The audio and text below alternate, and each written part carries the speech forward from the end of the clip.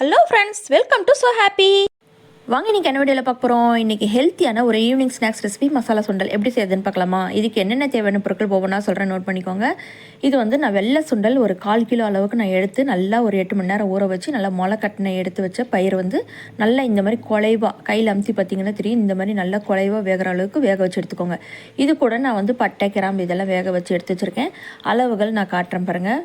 ஒரு பிரிஞ்சி இலை, அதாவது 2 சின்னதாக இருந்தால் 2 பிரிஞ்சி இலை, பெருசாக இருந்தால் ஒன்று போதும், பாதியாக கட் பண்ணி சேர்த்திக்கலாம். ஒரு அன்னாசிப்பூ, ஒரு பட்டை, 2 கிராம்பு, ஒரு ஏலக்காய், இதெல்லாத்தையும் சேர்த்து நான் வேக வச்சு தாங்க தண்ணி ஊற்றி நல்லா குலைவாக வேக வச்சு எடுத்து வச்சுருக்கேன்.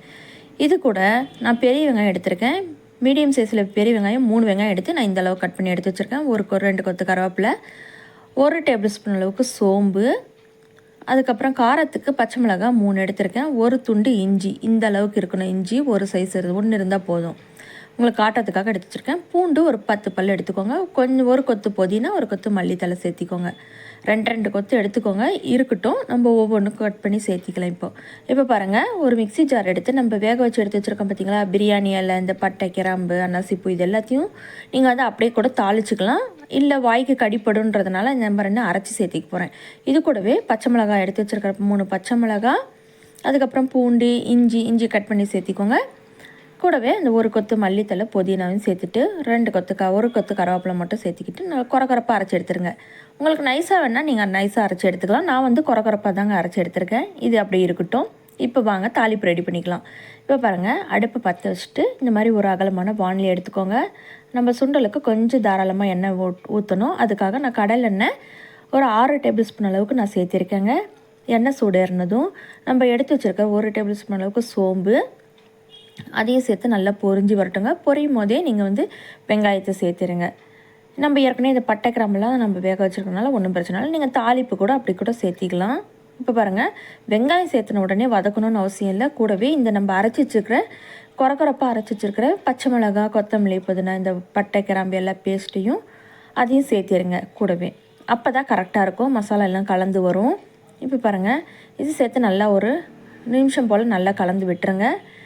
இப்போ நம்ம உப்பு சேர்த்திக்கலாம்.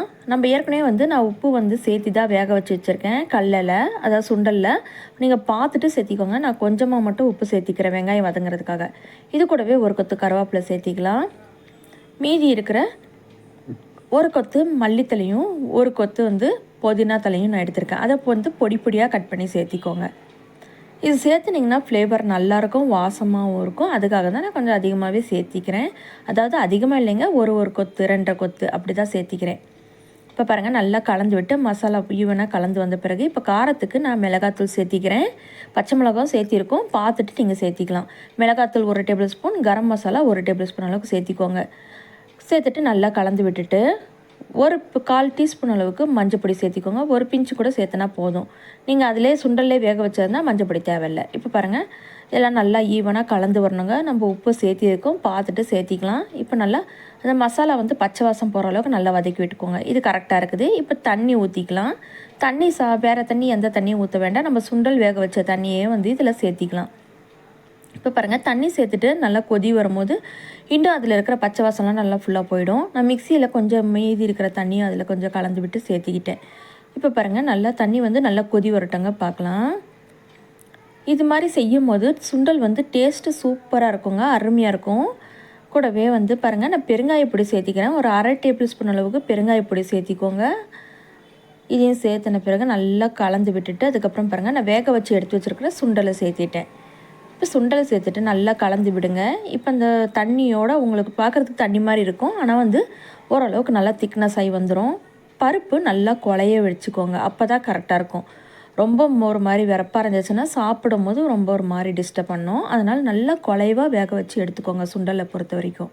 இப்போ பாருங்கள், இந்த அளவுக்கு தண்ணி இருக்குது, கரெக்டாக இருக்கும், போதும். அடுப்பை சிம்மில் வச்சுருங்க. சிம்மில் வச்சுட்டு இந்த மாதிரி ஒரு ஜல்லடை வச்சுக்கோங்க. அதில் 2 டேபிள் ஸ்பூன் அளவுக்கு அரிசி மாவு சேர்த்திக்கோங்க. இது எதுக்காக சேர்த்துறோன்னா, நம்மளுக்கு அந்த மசாலா வந்து கோட்டிங் நல்லாயிருக்கும், அதே மாதிரி சாப்பிடும்போது சூப்பராக இருக்குங்க. அதுக்காக தான் நான் 2 டேபிள் ஸ்பூன் அளவுக்கு அரிசி மாவு சேர்த்துருக்கேன். அரிசி மாவு நார்மலாக நம்ம வீட்டில் இருக்கிற பச்சரிசி மாவு சேர்த்துக்கிட்டாங்க கூட போதுங்க. இப்போ நல்லா கலந்து விட்டிங்கன்னா பாருங்கள், இந்த அளவுக்கு திக்னஸ் ஆகி வந்துருச்சு. அடி பிடிக்கக்கூடாது. அடுப்பு சிம்மில் வச்சுக்கிட்டே கலக்குங்க, அப்போ தான் கரெக்டாக இருக்கும்.